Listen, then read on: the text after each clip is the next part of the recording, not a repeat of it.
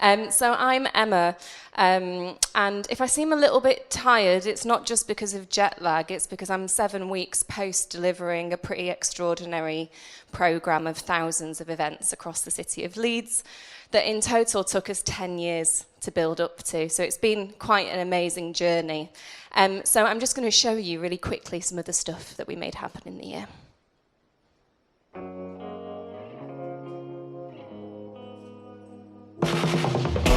Wake up Leeds, you've got gold in your veins, you've got silver bones, you've got diamonds for brains, you've got neon souls.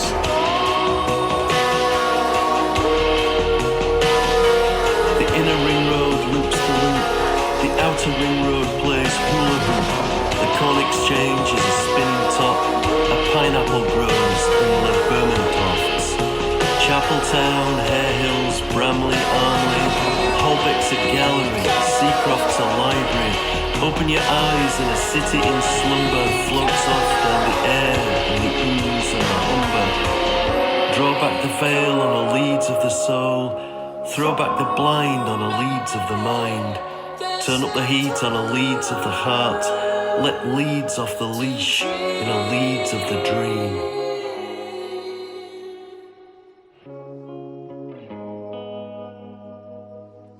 So it does make me a little bit emotional watching that because it's quite soon, but I'll try my best to keep it together whilst I walk you through some of the things that we managed to make happen. So Leeds 2023 was all about letting culture loose. That was our main strapline for the year, and that's essentially what the programme was trying to achieve in every single project, regardless of how big or how small it was. We actually started off our journey as a bid for European Capital of Culture. We began that process in 2014. And as we all know, the UK made a pretty bold decision to leave the European Union whilst we were going through this process. So in 2017, right on the dawn of us travelling to Brussels to do our presentation on what we'd make happen if they were to give us the title, we found out that the UK was no longer able to bid into the process. So we were a little bit frustrated at first, but then we dusted ourselves off and we decided as a city, so much work has gone into this, we know how hard bidding for these things are, there's amazing vision here, let's just do it anyway. And that I make that sound pretty easy, but it really wasn't. There was a huge amount of work that we had to do to really bring people with us on that journey and get to this point of me being able to stand here and show you that video of all of the incredible things that happened. So this is our vision.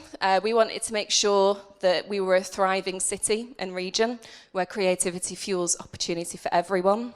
And then our mission was to deliver a landmark year of culture, connecting and benefiting people now and in the future.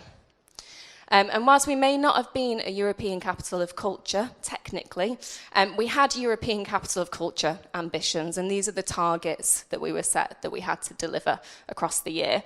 And you know, they're pretty significant, reaching 75% of the households in the city. We're a city of 800,000 people. It's quite, you know, a tall order.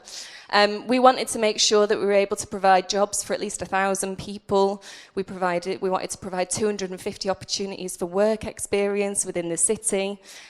We knew that we wanted internationalism to be a core part of what we were doing, and we wanted to make sure that we did things that were really meaningful in every single neighbourhood of the city, of which there's 33. So we had a lot to do and not a huge amount of time to do it.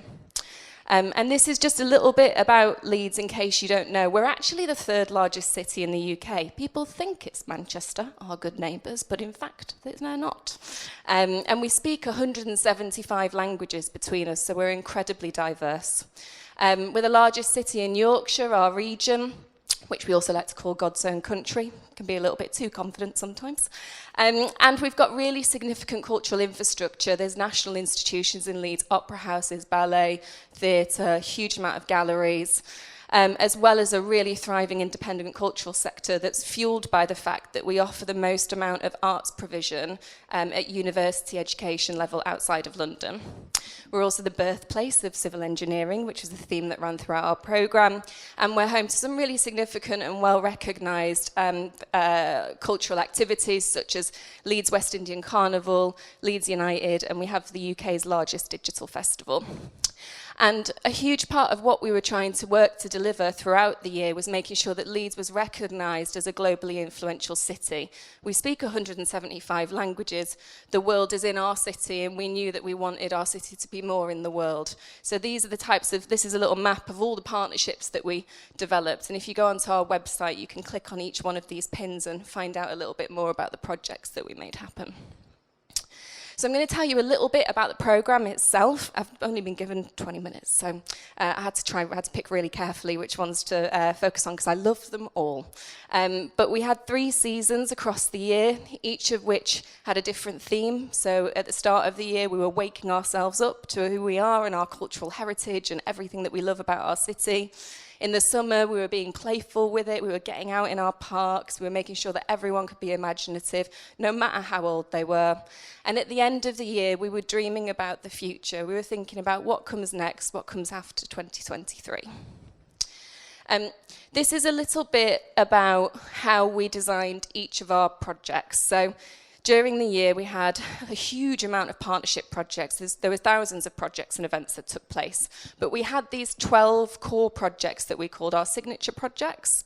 And this is what the kind of basic makeup of each one of them is trying to achieve. So at the heart of them was a really exciting artistic idea. There was a commission there for an artist who came up with something that we'd never done before in the city. What existed all around that, though, was the way in which that idea could influence really key objectives that we had that we knew we needed to deliver against. So whether that was around working with our communities, really looking at opportunities around creative learning, making sure that children and young people had leadership and ownership and agency within what we were doing, skills and capacity building, both across the creative industries and broader than that, as well as ensuring there were really exciting partnerships and that collaboration really felt like a core part of what we were trying to achieve. But fundamentally, similarly to what Shanaz was saying about Bradford, we just wanted to tell some new stories about our city. We wanted to be known more than, about our football team or the fact that we're kind of a bit of a shopping capital for Leeds. These are things that we're proud of, but, there's so much more to say. And so each of our projects was trying to do that in as playful a way as possible, whether that was by creating a new source for the city, bringing together 5, food retailers to work with different communities across Leeds and say, what does Leeds taste like? Or looking at the millennial generation of Leeds, because we've got so many students, we've also got a huge amount of graduates who've stayed. This is an amazing project that an artist called Lydia Catchwell did, which was all about spin classes. And they took over different spin classes all over the city and made this really wonderful immersive theatre project happen. It did get really sweaty, though, so it's quite interesting, the kind of pre-communication you had to do with the people who were coming. Or trying to tell a new side about the city's aesthetic. So this is a programme led by a company called East Street Arts called A City Less Grey. And what we were trying to do here through a whole series of new public art, mainly mural commissions, was bring artwork by exceptional, internationally renowned artists to the streets of the city in neighbourhoods where they don't usually get access to that kind of work. We also wanted to make sure that some of the work that we were doing around technology, engineering, maths, really had an artistic element to it. And this was a project called Moon Palace that was inspired by a story of a man called John Smeaton, who was known to be the founder of civil engineering. It was going to be it's his 300th birthday this year. He was a Leeds lad, and he also described himself as an artist. So this is we called it for a long time our mobile touring mystery Scooby-Doo meets Stranger Things tour bus, which was a touring observatory that visited different classrooms, community groups, where people could learn all about stargazing, which was a huge inspiration for John Smeaton. And he created quite a lot of the work that's used by NASA now. So we're really, we're trying to connect Leeds to space. We also wanted to bring really significant national institutions to the city that hadn't been here before. This is a project by Art Angel, who worked with an artist in an old Victorian house that you can see here, to recreate the fourth dimension through sculptural form, which had never been done before, so it was an interesting one to work on. And finally, this is one of our big pushes that we were giving for the year, which was about trying to leave some kind of visual, tangible legacy behind. This is a piece by an artist called Yinka Shonabari. He created a work in response to quite a dark story from the history of Leeds about a man called David Oluwale who was murdered by the police, and whose the crimes against him went through court. And it was one of the first cases in the UK where the police were taken to court. Yinka's created here a really incredible homage to him, whilst also trying to think about the future. You know, where can families come to in the city to learn about this story? How can we make sure that the Nigerian population of Leeds really see themselves represented in what we're doing?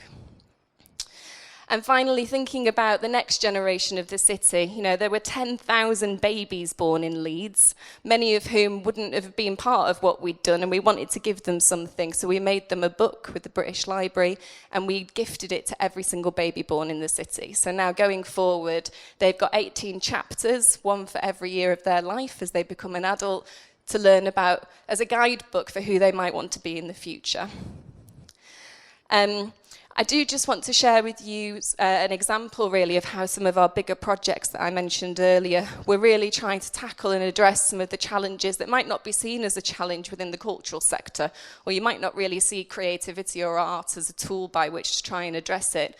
But these 300 people that you can see here were all women who we brought together to build a barn in a day, in 24 hours, that became home to an incredible amount of projects for 3 weeks, and festivals and barn dances and workshops. And this was a project that we developed to address some of our partners' concerns about the diversity issues within the construction sector in Leeds, but also nationally, because we learned that less than 1% of people who were working on construction sites were women. So I'm going to play you a short video about how they built the barn.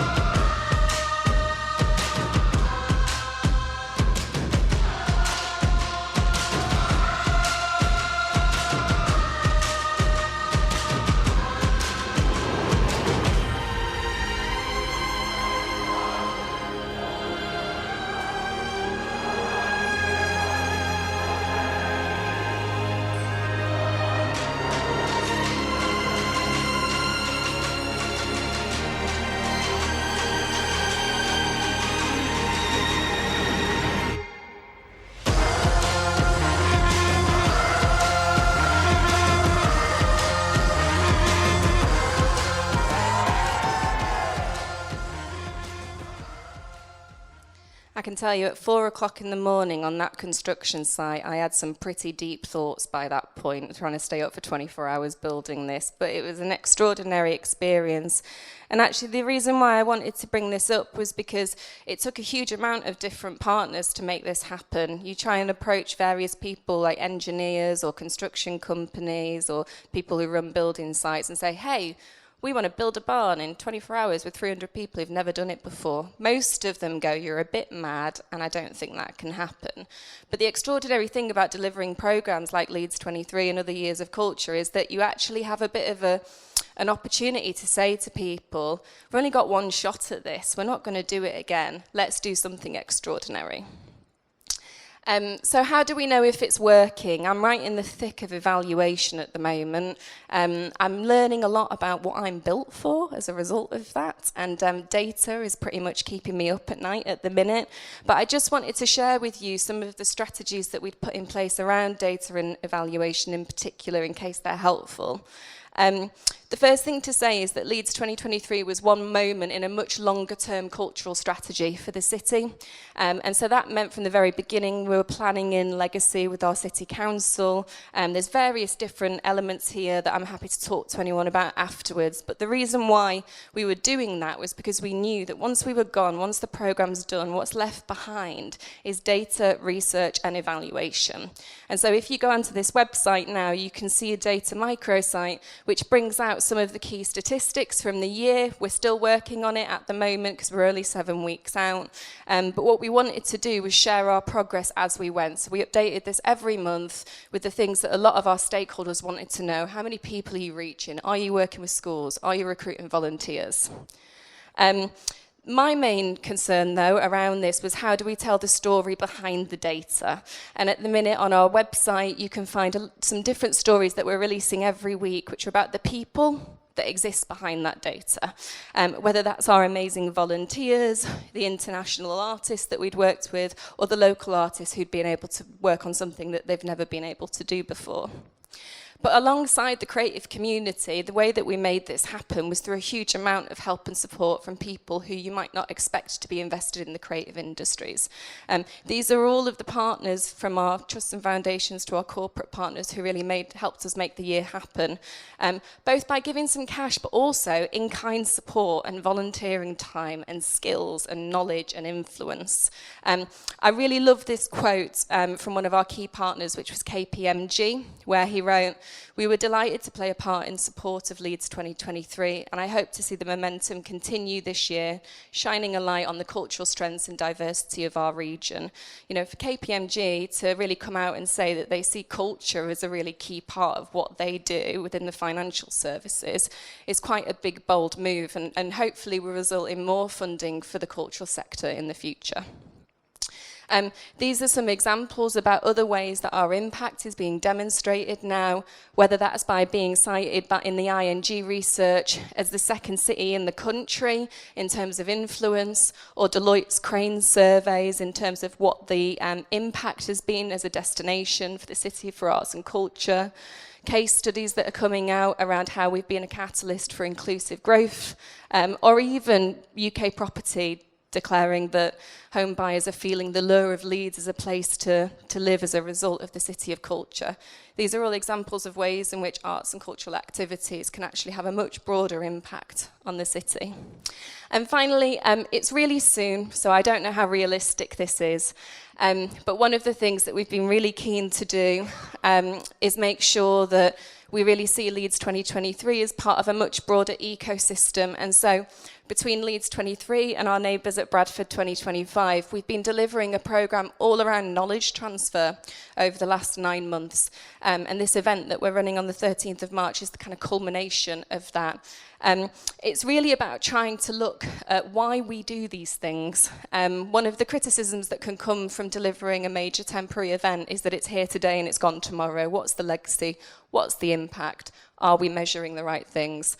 Do we actually know why we do this? And so if you are able to make it in Bradford, we're also running an international delegation the 2 days prior to it from the 11th and 12th, where you can get to know both of our cities. So maybe I'll see you there.